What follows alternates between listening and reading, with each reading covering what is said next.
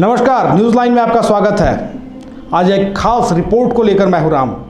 जी हां, मधुपुर उपचुनाव को लेकर एक खास रिपोर्ट तैयार की गई है जिसे आप सबों को आज हम दिखाएंगे। मधुपुर में चुनावी बिसात बिछ चुकी है और तमाम प्रत्याशी अब चुनाव प्रचार के लिए मैदान में निकल चुके हैं।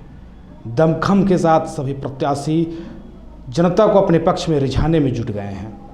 वहीं दो दल आपस में बंगाल चुनाव की तर्ज पर खेला होबे फॉर्मूला को अब मधुपुर में भी फिट कर चुकी है। आइए देखते हैं प्रिंस समद की एक खास रिपोर्ट।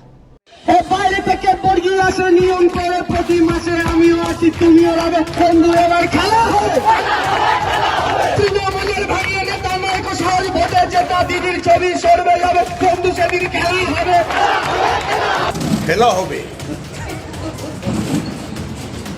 खेला खिलवा देंगे।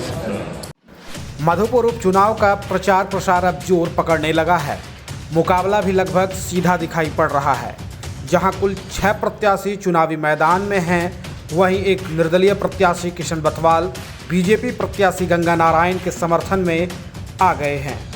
निर्दलीय प्रत्याशी अशोक ठाकुर, उत्तम उर्फ बबलू यादव, राजेंद्र कुमार मैदान में कमोबेश दिखाई पड़ रहे हैं। जहां निर्दलीय प्रत्याशी अशोक ठाकुर व बबलू यादव जोर शोर से चुनाव मैदान में दिखाई पड़ रहे हैं, वहीं बाकी की रफ्तार काफ़ी धीमी है। पर असल खेल तो जेएमएम प्रत्याशी हफीजुल हसन और बीजेपी प्रत्याशी गंगा नारायण के बीच दिखाई पड़ रहा है। जहां जेएमएम के समर्थन में कांग्रेस, आरजेडी, टीएमसी खुलकर दिखाई पड़ रही है, वहीं बीजेपी के सहयोगी आजसू का इस चुनाव से कोई सरोकार नहीं दिख रहा है। पर बंगाल चुनाव के नारे खेला होबे का फॉर्मूला फिट बैठने लगा है। जहां जेएमएम का कद्दावर नेता व मंत्री रहे हाजी हुसैन अंसारी के निधन से खाली इस सीट पर जेएमएम ने उनके बड़े पुत्र हफीजुल हसन को मंत्री बनाकर चुनावी मैदान में उतार खेला होबे का संकेत देकर बीजेपी को बड़ा झटका दे डाला है, तो वहीं बीजेपी ने भी आजसू प्रत्याशी रहे गंगा नारायण को टिकट थमा खेला ही कर दिया। ना सिर्फ पूर्व मंत्री रहे राज पल्लीवार का पत्ता साफ किया, बल्कि पूरी राज टीम को हाशिए पर ला खड़ा कर दिया। कई संकेत भी दे डाले, जिससे राजनीति माहौल में करंट दौड़ गई और लोगों ने यह कहना शुरू कर दिया कि इस बार खेला तो होबे। इस उपचुनाव में दो नए खिलाड़ी आमने सामने एक दूसरे को मात देने के लिए मैदान में उतर चुके हैं और खेल भी शुरू हो चुका है। दोनों को अपने अपने परंपरागत वोटों पर भरोसा है। जहां बीजेपी हिंदुत्व को मुद्दा बना रही है और हिंदू वोट बैंक को अपने पक्ष में करने का कोई कोर कसर नहीं छोड़ रही है, वहीं जेएमएम मुस्लिम, आदिवासी, दलित, यादव और असंतुष्ट ब्राह्मण मतों को अपने पक्ष में करना चाहती है। खासकर राज परिवार के टिकट कटने से विधानसभा क्षेत्र के ब्राह्मण मतदाता नाराज दिखाई पड़ रहे हैं, जिसका खामियाजा बीजेपी को पड़ सकता है।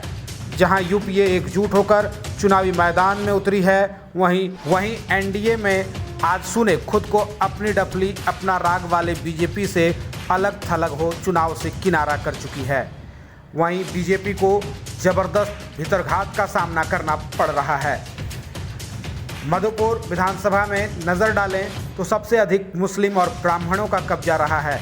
जब जब सवर्ण को बीजेपी ने लड़ाया है, तब तब एक बड़ा तबका ने वोट नहीं दिया है।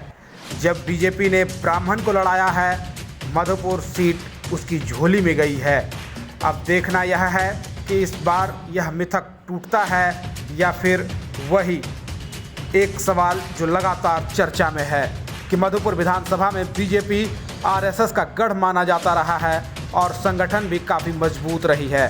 पर क्या कारण है कि बीजेपी को आजसू से बोरो प्लेयर लाना पड़ा और संघ के सिपाही रहे राज पल्लीवार को किनारा लगाना पड़ा?